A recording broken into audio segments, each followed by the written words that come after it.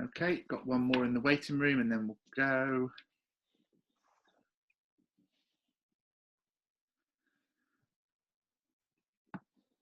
Great. Okay, I think we'll make a start and let anybody else jump in as and when they wish.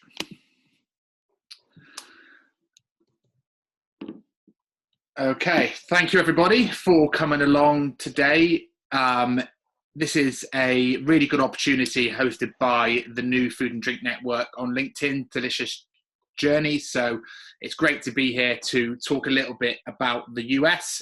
I'm from Visionary Food Solutions. I've got my colleague Tracy here as well.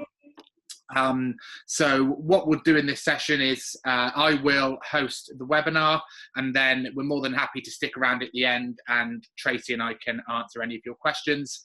I want to keep this really open and really light, so if you've got any questions during the process, please turn your microphone on or pop a message into the message bank, and then I'll stop and answer any questions. If you see me sort of hesitating, it's probably because I'm just having a look at the message bank or just seeing what's happening and what's coming in. This should be about 45 minutes, and then we'll have some time at the end for questions. Anybody who started to look at the US knows that 45 minutes is not a long time to talk about the world of food and drink in the US. What I aim to do with this session is to give you a bit of a whistle-stop tour of, a number of the key things that you're going to need to keep in mind when you're looking at the US. I'll touch on some of the more back office side of looking to launch a brand and exporting a brand, and I'll touch on some more of the front end and the commercial and the sales side as well. We are always available at Visionary to discuss this with you, so please don't feel like this is all you can get and this sort of whistle-stop tour is it. So if you want to stay around to answer questions at the end, great. If you want to pop us a message and we can hold a separate Zoom with you to talk through things. I know a lot of brands wouldn't like to talk things like commercials or pricing on a forum like this, so more than happy to host that after, for example. And we can take those questions from there. So as I said, just a little bit about us. Visionary Food Solutions is run by a team that are food and drink experts within all of their relevant fields. So we help brands launch into retail and food service all across the globe. Our business started mainly focused on the UK, and since then we've increased our team and increased the services that we offer. And obviously one of the key things that we do, which we've really grown over the past sort of 24 months, is supporting brands in launching into the US retail and food service markets. But we cover the UK, US, Europe, Middle East, and pretty much everywhere now, really. So a little bit about myself. I started my career at Procter & Gamble. So I was part of the retail execution team there. So I was working on launches for the likes of Gillette, Olay, Pampers, Oral-B, Fairy, so some really big household names, and not one to shy away from a challenge. I was offered an opportunity within a really small business at the time to go in and help build their food service division, and as part of a wider team, we grew that business into a multi-million-pound division of the company, and I was then approached to come and join Visionary, so to help other brands, other startups grow the food service channel for them. Since coming into Visionary, yes, I've continued to look at food service, but actually there's been a huge opportunity in the US, and we've built up some really good contacts in the US. So a key part of our business now is obviously looking at that as well. So, everybody in our business, our roles flex day to day, but my sort of key role is to help brands on UK food service and then US retail and food service. So quite a diverse role, really. So just to give you a little bit of a highlight into some of the brands that we've worked with there on the left, some pretty big household names that you might recognise, Get More Vits, Active, Mackey's of Scotland, the Great British Porridge Company, for example. We've worked with a number of other early stage businesses, plus some larger businesses as well. So a real diverse portfolio mix across food and drink and chilled and ambient and frozen. So a bit of knowledge across all of that space, really. So it's an interesting topic, and I think one of the questions I get asked the most is how big is the opportunity in the US for the UK brands? And it is huge. I mean, US really is the destination for UK food and drink. It's our largest export partner outside of Ireland, topping £2.2 billion. It's a huge part of what we do. And I think in terms of the partners that we've worked with in the past in the US, UK food and drink has this premium, has this quality, and it just shouts exactly what that marketplace is looking for. I think that's increased in recent times. We've seen an increase in that UK quality and that UK provenance really holding a high esteem with food service and retail operators in the US. And I think that's why we've seen ourselves become busier and busier in the US, because the message is out there really, and that message is growing about how important that market is to the UK. It ranks the 6th in terms of the World Bank's Ease of Doing Business report in 2018. I'm sure a lot of you who have looked at export previously will be quite happy to hear that. This is absolutely not an easy process in the straightforward word of it, but having worked at a number of other export markets, there's certainly a method, and if you can get that method right at every step, it is easier than a lot of other export markets around the globe. And it's obviously an attractive market. They're an affluent and diverse population, and it's a really sizable market. It's a market that you can look at and choose and pick what you want to do. You don't have to go after the whole of the US, nor is it probably wise to. And it's a market that allows you to have a look and break the US down into manageable chunks and start to identify where you think those opportunities could be. And that's something that we'll touch on later. And we've got so many high potential products here in the UK. From things like sparkling wines and cheeses and gins through to scotch and whiskies, which hopefully they're going to remove the tariffs. Fingers crossed on that. But we've got a lot of niche market store style food and drink products that really attract the US. Things like jams and chutneys. They just love that niche and on trend. And I think that's why we've seen more and more brands be successful in that market, is because we have a real variation. I don't think there's many countries in the world that have such a huge variation regionally of quality food and drink products, down from Cornwall right up to Scotland and everywhere in between. And that really excites the sort of US market and the people that we work with in that space, really. Just some key housekeeping, really sort of top tips if you're at the really early stages of looking into working with the US. Obviously, FDA registration is really important, so making sure that the manufacturing facility that you're working with is FDA registered. A lot of people call it FDA approval. It's not really approval per se, it's registration, in that you have to basically tick a number of boxes to say that the facility complies to X, Y, and Z. The FDA are within their right to come and inspect the facility. I've not seen it happen with any of the brands I've worked with, but it can. But yeah, it's certainly not FDA approval, but it's just registering the facility to say that you are complying with all of those regulations that FDA put in place, which again, we will touch on a little bit later.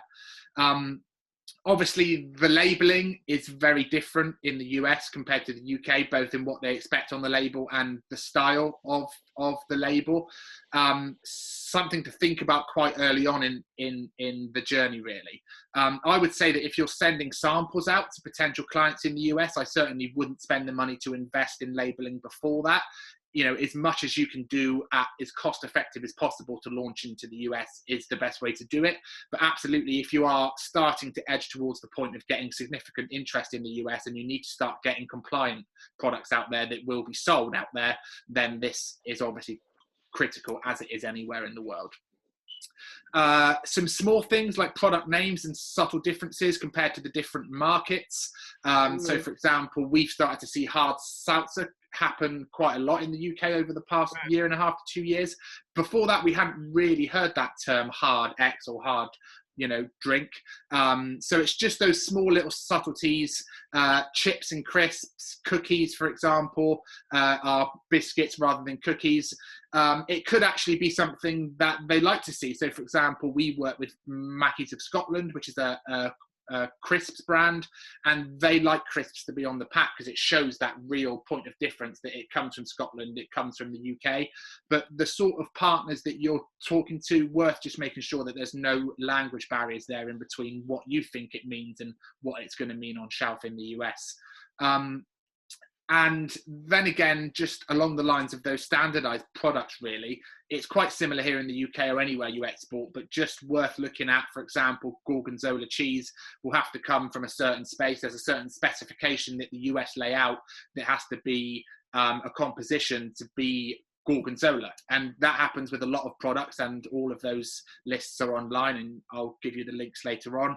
So just making sure that if you are selling a product, this really more comes into that sort of jams and chutneys and alcohol spirit space, but just making sure that it complies with what they would expect that product to be in the US, really, obviously trying to avoid any misbranding.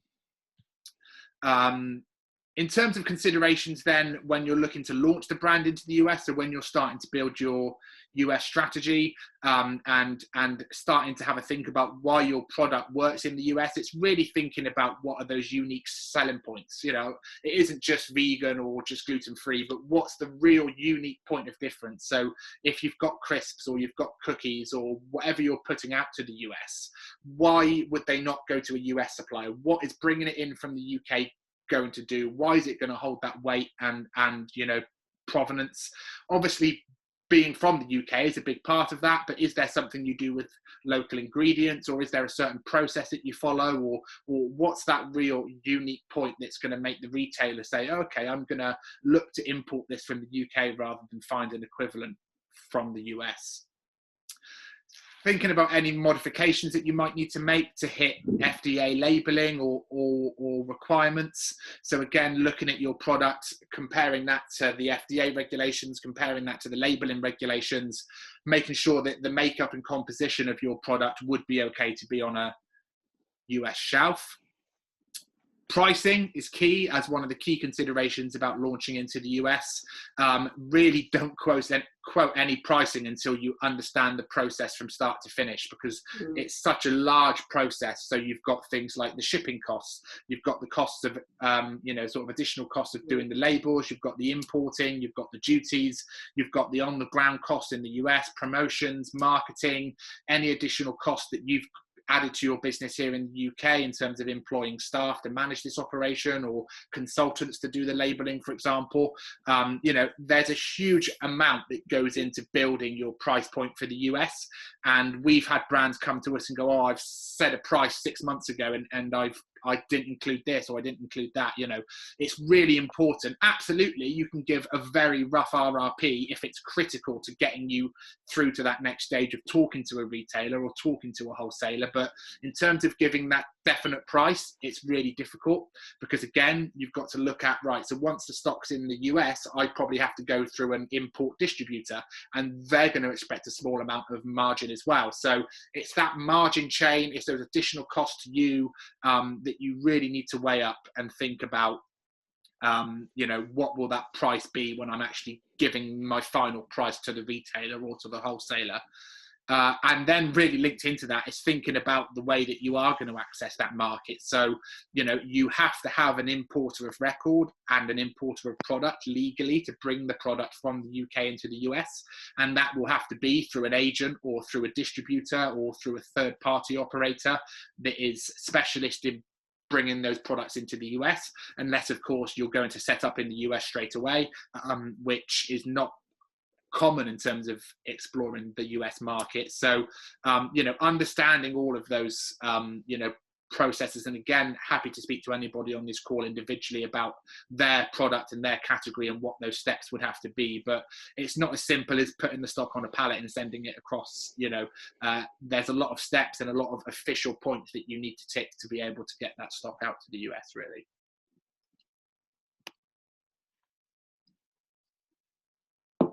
So what I've done for you here is basically just done a slide on the FDA. So as you're working through this in terms of starting to build your map for the US, you've got this reference point.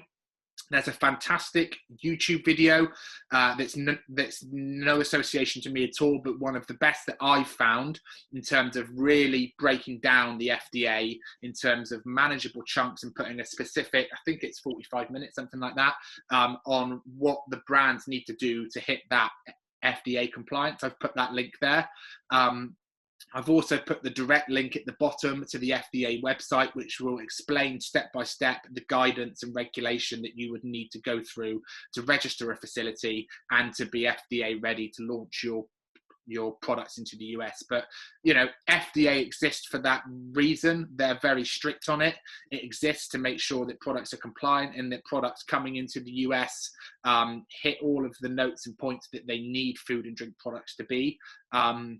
So there's some really good sources there for you to look into it further, and all of those will give a step-by-step breakdown. And again, happy to speak to people after the call about all of those steps as well, in terms of what the FDA requires. But there's some really good points there as well. So in terms of shipping to the US, this is a really key part of getting the operation right. We have spoken to brands and we've spoken to wholesalers who have had whole containers turned away at the port and sent back, and tens of thousands of pounds of stock wasted. There's some really specific steps here that you need to obviously make sure that you're hitting. You should always have that clear contract and purchase order between the buyer and the seller.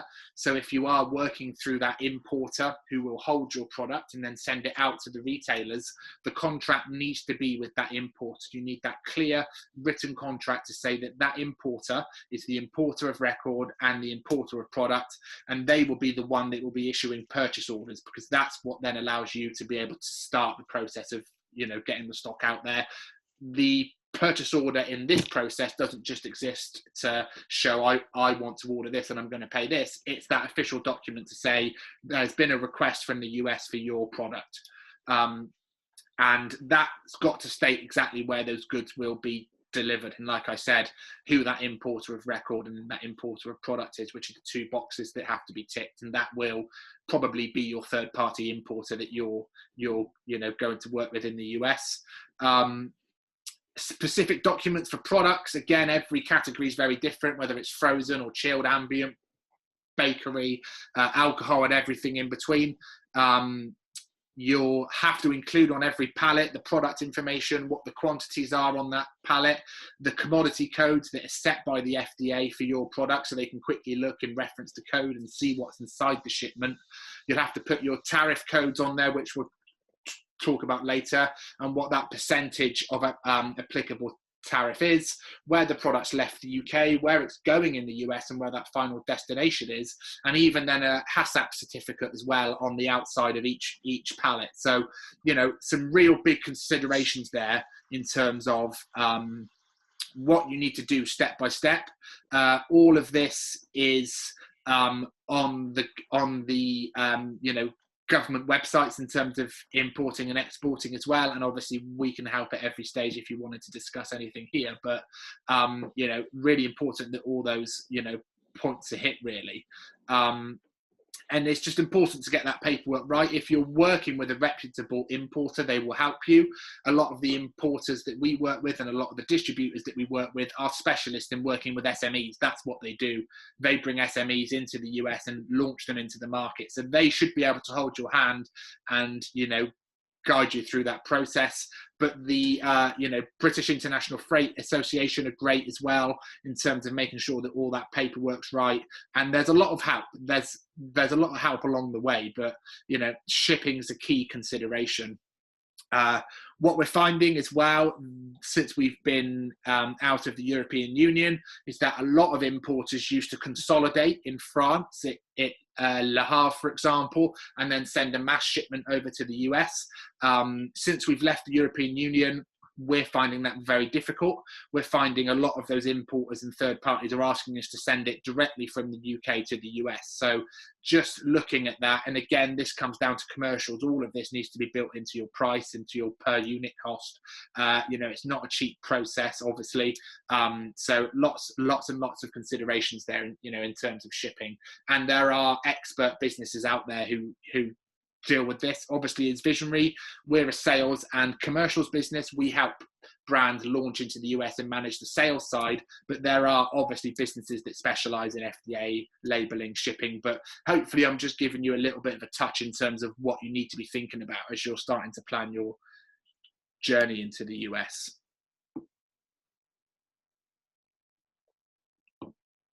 There's a slight example there on the left in terms of what the new labeling looks like for the US, what the new approved labeling looks like.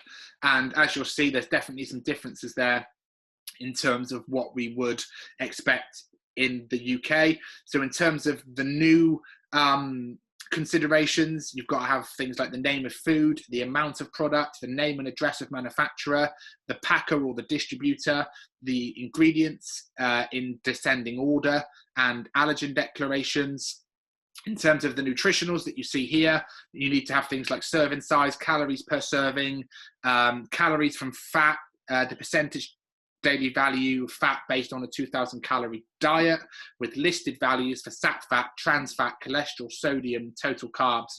It's just a big process now in terms of getting this right. And again, we've heard horror stories of product being turned away from ports because this isn't right.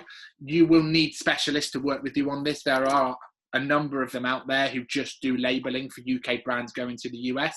Again, if you're working with a really reputable importer or partner in the US, they will help guide you on this, but it's very rare that they'll put that legal stamp of approval. That will have to come from a company here in the UK who specialize in helping brands build that labeling for the US. I've put all of the specific links in terms of labeling, in terms of the food labeling, and in terms of the nutritionals at the bottom of this slide. So you've got the FDA documents there explaining exactly what will need to be on there and what those considerations will need to be. But, very different to what we do here. There, of course, are some similarities, but the structure's different. So something to start thinking about, obviously, as you're starting to build this. Where's the ginger? Checklist for the US. I've broken that down there for you in terms of a more detailed image. So again, you can see a really specific example of just a random product here. So if you're comparing that to your UK labeling, hopefully that will highlight to you those real key points of difference. Obviously, we'll share these slides onto the Delicious Journeys page after, so don't feel like you've got to make scribbling notes. It's a good reference point for when you're looking through this at a later date for you. And I've broken down all the nutrients there, and then what is classed as a not significant source as well, just so you can start doing some benchmarking on that. But like I said, those two links there are the real detailed information for you. And then the fantastic tariff system. The links at the bottom there. And again, there are experts in the UK that can assist you on this in terms of making sure that your tariff's right, because this needs to be right. You've got a link there at the bottom where you can enter your search query. So you can search non-alcoholic beer, or you can search milk-based drink, and it will show you your tariff. So if you look at the non-alcoholic beer there, that's 0.2 cents per litre. It will show you in that specials column there, so column 2 where it says special, that will show you countries that are either exempt or there are different regulations. We're not in that at the moment. There are hopes that there will be some categories very soon that we may be exempt or free from tariffs on.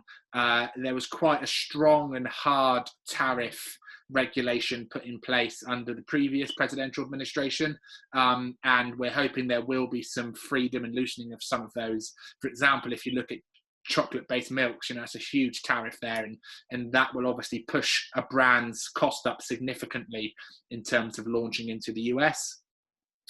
Don't worry too much about column 2 there, right at the end. that's basically for any country the US is trying to punish at the time. So that's that special consideration. Hopefully the UK never needs to fall into that category. But yeah, if the US are unhappy with any country for any reason, you'll see all of your tariffs shoot up as part of that political game. But yeah, we should hopefully be kept in that general column, which is column 1.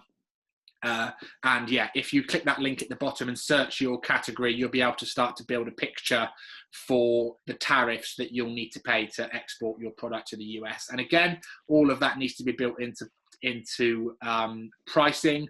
If you're working with a reputable importer, they will help you look at the tariffs and they will understand what that needs to be. It could be that they would then pay that and you would get invoiced, but every importer is different. So you can work with an importer of your choosing on looking at how you would need to pay the tariffs. But there's some positive signs that some of these will be coming down over the next 6 to 12 months, fingers crossed. So that's a bit of a whistle-stop tour, 20 minutes on the market in terms of the back office side. All of those links I've sent you would give you days of research and reading into the real detail of those. But again, happy to talk through with anyone any specifics on that. And I think what's important now is just to touch on for you in terms of looking at the retail and food service landscapes and the areas that you're going to want to look at in terms of launching products into the US. So no surprise that the retail landscape in the US is, significant. It's a significant target. It's a significant opportunity for brands looking to launch into the US. It's a £650 billion plus market, and it saw growth last year of 0.5%. The average growth from 2015 to 2020 was 0.6. So it's kept in line. Coronavirus has not had a major impact on the growth of the retail market. It's actually not done much in terms of the overall growth number. Absolutely, there's been areas that have been impacted. Exports had a pretty tough year, for example. But the overall position of the market is in growth. And if you look at the chart there, bottom left, since the early 90s, you see what a significant rise that market's seeing. And you can see how it's split down, really. You've got the supermarkets there, which make up about 60%. You've got the sort of warehouse clubs that they call them, and superstores is about 25. And then the individual percentages are really split between things like drugstores, dollar stores, and discounters. People like to shop in the big stores. I'm sure that comes as no surprise, but the supermarkets and the big superstores continue to lead that charge, really. Of course, in the more modern, affluent spaces, you do see a shift towards the sort of smaller stores, but the Krogers and Walmarts will always dominate that market, and it will be where the growth continues to be as well. So as I said, if you look at some of the major national players, this is just really to give you an insight into who the sort of top few are. It's not often that at the start of somebody's journey into the US, they'll be targeting one of these guys, unless there's a specific reason. So unless it's a lead or unless you've been specifically talking to them about something, then absolutely great, because that's going to be life changing to work with one of these guys. But I thought it was worth to give you the big picture before we move on to the sort of smaller picture. So Walmart, obviously everyone's going to be familiar with that. 12,000 stores worldwide, largest private employer in the world. No surprise they've got a significant stake in the US retail market as well. About 65% of Walmart's global business takes place in the US. And it continues to remain a huge part of their business, over 4,500 stores in the US, and all about price, all about price and a really competitive space. Coming in then at number 2, although classed as the largest supermarket, because Walmart fall outside of the supermarket category because of all the additional non-food items that they do. In terms of the largest traditional supermarket that you'd see in the US, you've got Kroger. 120 plus billion business, over 2,750 stores. They really specialize in quality food and drink in terms of getting it out at a competitive price. You see that quality slightly jump up from Walmart in terms of customer perception anyway, in terms of what they would expect from a Kroger. In terms of Albertsons, you're looking about 2,300. They're the second largest traditional supermarket behind Kroger. They merged with Safeway in 2015, which really now gives them a strong national coverage of stores across the US. Again, that slight premium compared to Walmart in terms of customer perception, and a really family-friendly image, which is what Albertsons are trying to get across. These are just crazy store numbers that we're obviously looking at here. And then Aldi, who have just made a huge insurgence into the market. 2,000 plus stores. I think they're not even far off 2,500 now. Some of these stores look fantastic as well in terms of innovation, and exactly the same message as they're trying to get across here: quality it's quality at an affordable price. And that's a part of the market that the US wasn't really used to before in terms of non-branded products, and they're taking such a strong share of the market away. And they're going to see significant growth over the next few years, and there's a big investment plan in place. If you're looking at that non-branded private label side of the industry, certainly someone that you should be talking to here internationally and obviously in the US as well. But what I think is probably the most exciting thing about the US market is the retail opportunities in terms of the regional picture. And this is really something that we don't have here in the UK. Yes, we'll have a regional retailer that may be 10 or 15 stores or 50 stores, but they are really few and far between. What you've got here is a very, very quick snapshot of some of the major regional operators in that space, really. And what you find is that there's a lot of loyalty within these regions, as you would expect in the US. What you find in the likes of Texas, for example, is that if you've got a HEB or a central market customer, they're extremely loyal. It'll be a retailer that their family have used for years, and they really hold on to their strong customer base. The regional opportunity in retail is extremely significant. And I would say if you're looking to build a retail journey in the US, it's absolutely about starting at this regional level. If you take Hy-Vee, for example, up there in the Midwest, they've got 265 stores. You take Publix in Florida, they've got over 1,000 stores. You take Wegmans up in the Northeast, they've got 100 stores. These are numbers that you just don't get here in the UK for a regional operator.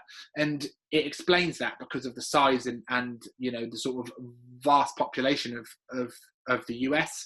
If you look at Florida, Oklahoma, Texas, and Georgia, that's the same population as the UK, just those 4 states. So, the opportunity in this regional space is significant. And I would say if you can find a few regional retail partners to partner up with to oversee a launch, it doesn't take a lot to be doing a 500-600 store launch across 2, 3, or 4 regional retailers. That would be an extremely significant win here in the UK. And in the US, it's really not even scratching the surface of what that opportunity could be. If you're working with a really good distributor or import partner, they'll supply to all of these operators. If they're a strong specialist import distributor, they'll be supplying into this. And this is where you see, again, a slight difference from the UK compared to the US, is that a lot of the importers and a lot of the wholesalers who may do food service also do regional retail. So you'll have a lot of the wholesalers that you may speak to about opportunities in the out-of-home market also going into the regional retail market. So this needs to be a key part of what people are looking at. And I think there's this myth that it's all about the East Coast and the West Coast. I'm not saying that's been a successful strategy for some, and I absolutely know it has. But for me, I've always had success when looking outside of that and looking at places like the South, looking at places like the Midwest, where they don't usually get quality British brands going to them, because most of the British brands are after the opportunities East and West. If you've got a quality product that you know could be a mainstay retail product in the US and isn't just sort of a sort of millennial focused brand, which is fine, and there are absolutely markets for that. But if you see yourself as having an opportunity in that larger retail picture, then absolutely go after the Reese's and Rouse's in Oklahoma, or the Hy-Vees in Illinois and the Midwest, because they're significant numbers, and they're retailers like anybody else who are looking for innovation, that have got a loyal customer base, that want to stay ahead of the competition. So absolutely, why not show them innovation from the UK? So a really key part of any strategy, I would say, is looking at that regional retail picture. And then you've got the food service market. Unfortunately, we're still waiting for the updated numbers in terms of the impact on food service, both here in the UK and the US, in terms of those final figures. But in a normal year, the food service industry is actually larger than the grocery retail industry in the US, which would be unimaginable here. And you look at the chart there in terms of the food at home and the food away from home, we've seen a significant investment and proportion of spend of the US consumers moving outside of the home and moving into that food service space. And it's such a key opportunity to go after. If you're sat here now thinking I'm going to start to explore the US, it is unlikely that you will be launching into the US for 12 to 18 months. This process is a time-consuming one, and it's a significant one, but it's a very rewarding one. So I would say that if you're looking at the food service market, I would start to be considering it back to as much as normality as we will see going into 2022 and 2023. The brands that we've been working with over the past 18 months, of course, we've had to adapt and shift that strategy because there has been no food service market. They have kept a lot more open than the UK, rightly or wrongly, and you've not seen mass shutdowns in a number of states, for example, like Florida, who have continued to operate a lot of their sort of hospitality and food service business. So, it's an area that will definitely come back, but it's a key area to really consider when starting to build that food service picture, really. Just go back a slide. And yeah, as I said, that table there is a really good indication of that. You can see the growth that the food away from home is having and will continue to have. And I think, again, you've got a great opportunity to do it state by state. So if you're working with an importer to launch into Texas retail or Oklahoma retail or Florida retail, start to look at the opportunity of food service within those, markets as well, because it is significant. And you've just got an image there of the way that the growth within that restaurant space was, going. It'll be pretty sobering to see, unfortunately, the numbers for this year. But if you're looking at launching into that market in the next 12, 18, 24 months, then fingers crossed, we're back to something like these numbers. Otherwise, the industry's done something wrong there for sure. In terms of some of those major players then within food service, many of you may have heard of Cisco. They're the parent company of Brakes here in the UK, or Palace Foods, who you may have heard of in Ireland. They're a £55 billion global empire of food service. They're huge on acquisitions. Like I said, they've recently bought Palace of Ireland, which is now one of their distributors, and they continue to buy or look to acquire wholesalers across the world, but especially in the US. So a really key wholesaler to have. They've got full national coverage of the US from every corner and right into the middle and everywhere in between. So, a really good operator to put onto your radar.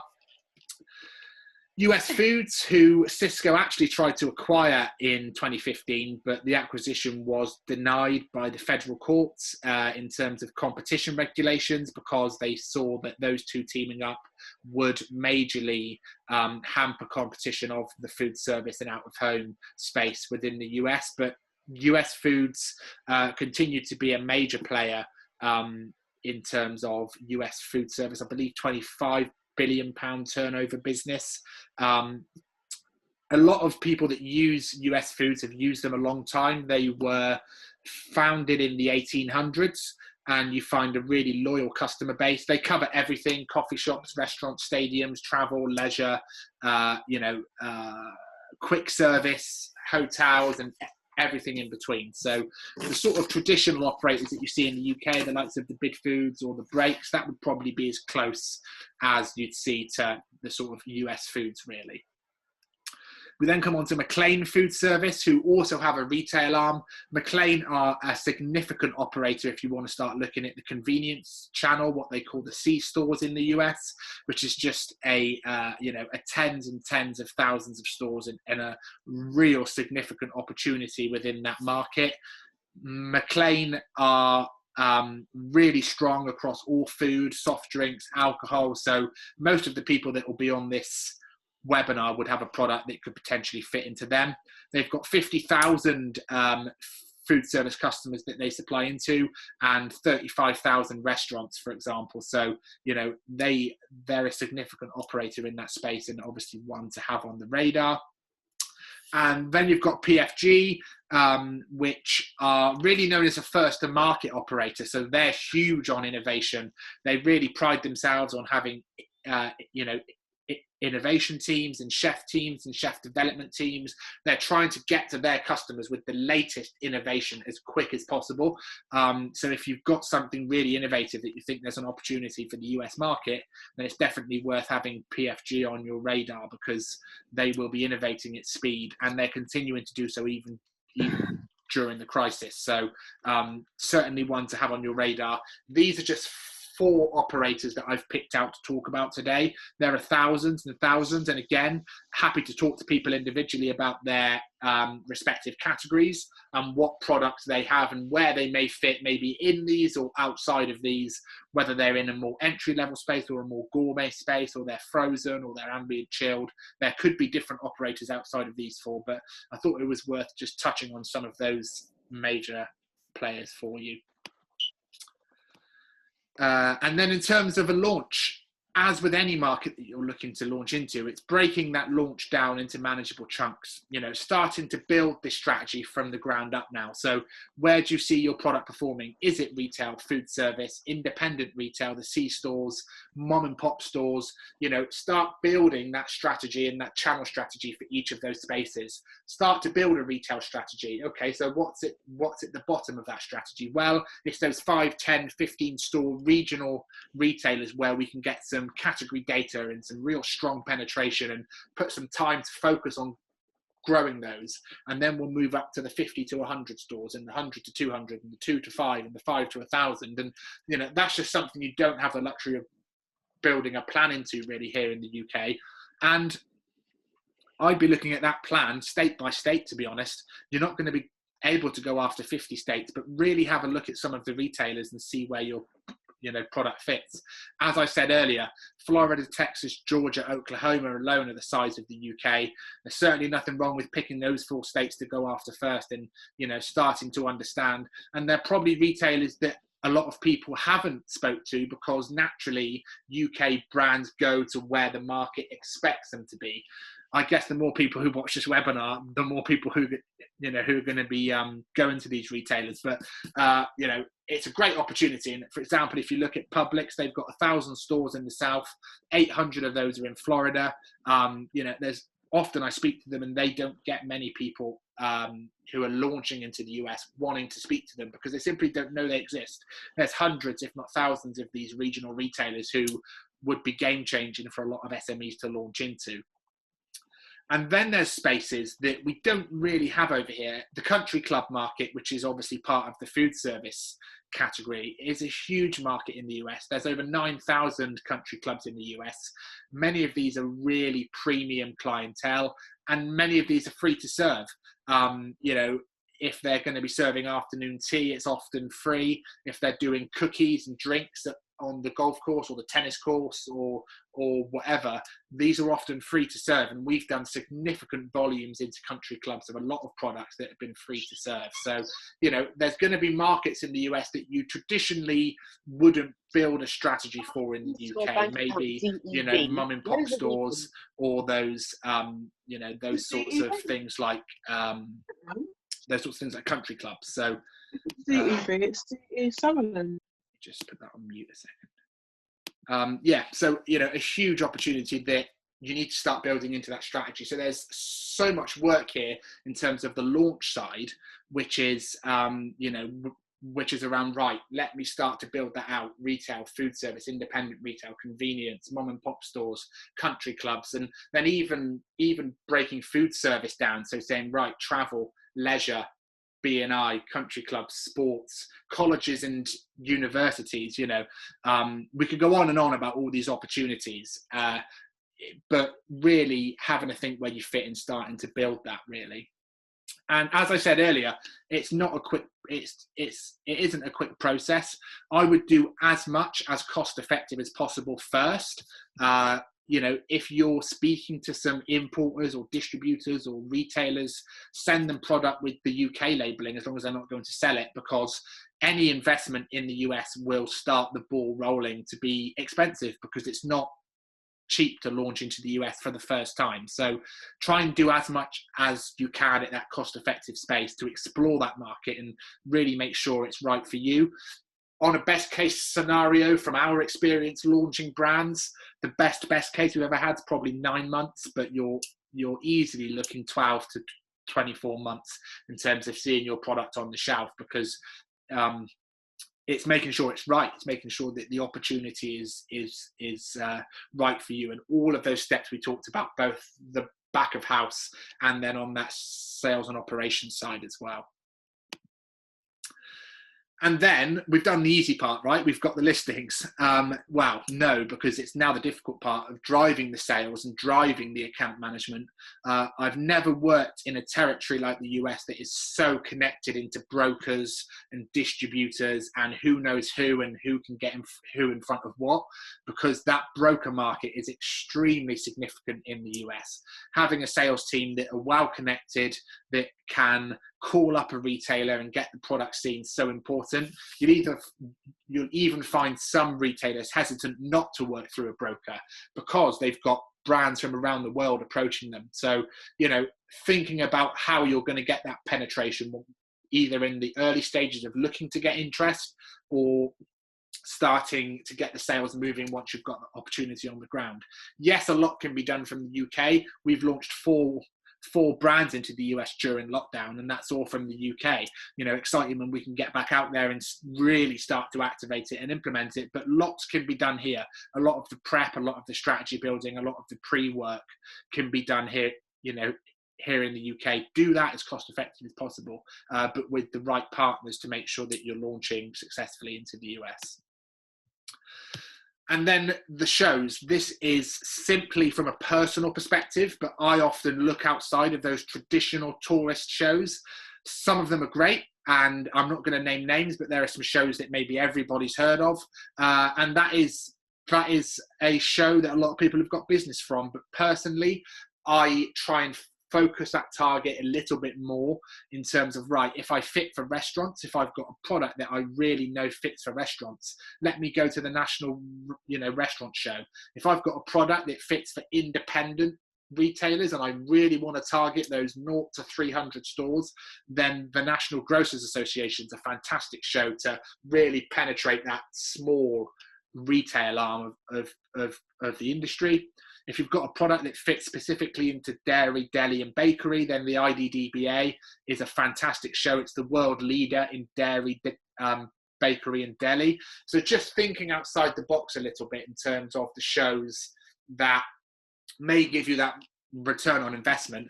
Again, a lot of your distributors or importers will have a stand at these shows because they're showcasing the latest products that they're bringing in.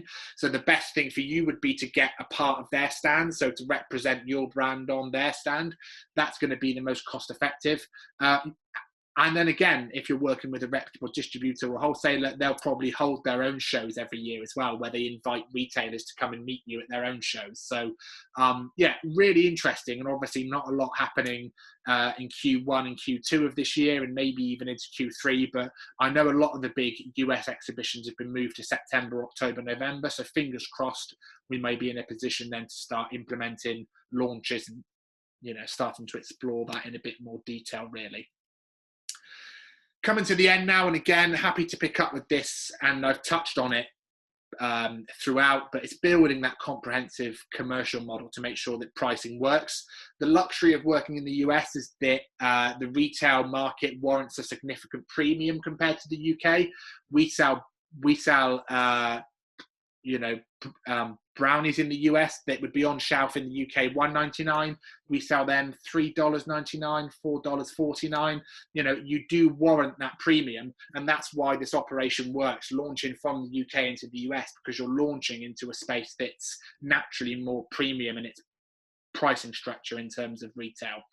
But it's looking at the whole model. It's your cogs and margin, shipping, tariffs, promotions, marketing, sample stock. Are you building your exhibition and your marketing plan into costs? Everything that we've talked about, bringing it all together. The margins for your distributors or your third-party operators. If you're working with a broker, they'll have a margin expectation as well. And then, of course, you've got your state sales tax. So this is what gets added onto the till. So it's certainly not as considered as maybe VAT is here in the UK, but these are the sorts of taxes from around the US that will get added to the price when everything's combined at the till. So again, you know, although they won't see this on shelf, that's a premium and it's worth considering. So many elements make up what that commercial model will be, and, you know, really important to start to plan all this out, really. And I've gone a little bit over, but in 50 minutes, that is the US. I've referenced and sourced everything on there in terms of if I've taken it from the official body, so you'll have the chance to read full reports, watch full videos of everything that we've talked about. As I said, we're a sales and marketing and commercial specialist business, but if you want to talk about anything else in terms of tariffs or labeling or shipping, please get in touch, and if we can't help, we will pass you on to the right partner. And of course, if you want to discuss launching into the US, happy to have a Zoom or a call or whatever to explore that with you further. I'll stay around now for 10 minutes or so if people want to leave. Thank you very much for coming. If you want to stay and ask any questions, please feel free. You've got our emails and mobiles there if you want to email any questions, and we'll get back to you. Or if you want to set up a Zoom, again, please just pop me an email or a WhatsApp and we can organise for you. But yeah, thank you very much for coming along. And if you're about to embark on the US journey, then good luck.